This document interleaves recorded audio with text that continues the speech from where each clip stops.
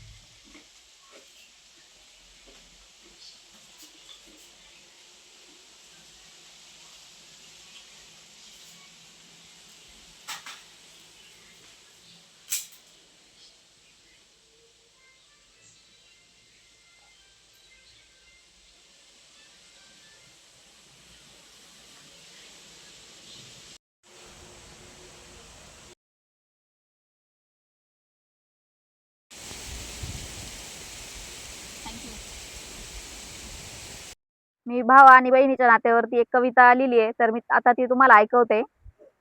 तुझं आणि माझं नातं दादा मुक्ताई आणि ज्ञानेश्वरासारखं असू दे. साथ एकमेकांना आयुष्यभर लाभू दे.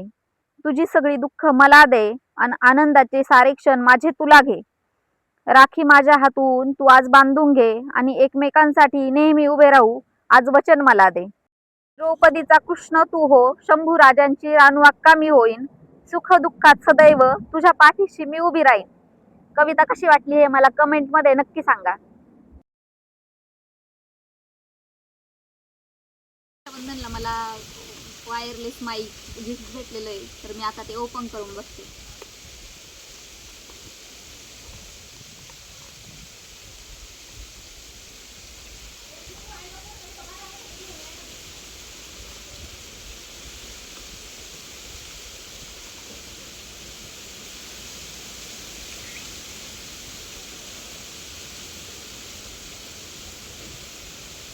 थँक्यू.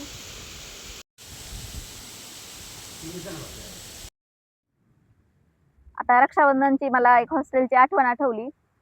जेव्हा आम्ही कर्वेनगरला हॉस्टेलला होतो ना, तेव्हा आधी आम्ही सैनिकांसाठी राखी वगैरे पाठवायचो पोस्टाने आणि मग जेव्हा ते 10-15 दिवस आधीच कार्यक्रम असायचा सगळा रक्षाबंधनसाठी राखी पाठवायचा वगैरे आणि त्याच्यानंतर मग आम्हाला घरी जायची एवढी ओढ लागायची, की आम्ही 10-15 दिवस आधीच तयारीला लागायचो हॉस्टेलमध्ये किंवा मग बाहेर एक ते लागायचं मार्केटसारखं लागायचं आणि मग तिथं राख्या पण विकायला असायच्या, तर आम्ही तिथं राख्यांची शॉपिंग करायचो आणि त्याच्यानंतर मग आम्ही ना 10-15 दिवस आधीच बॅग वगैरे भरून ठेवायचो. आजचा हा रक्षाबंधनचा व्लॉग कसा वाटला हे मला कमेंट मध्ये नक्की कळवा आणि तुम्ही पण रक्षाबंधन साजरी केली की नाही हे पण नक्की सांगा.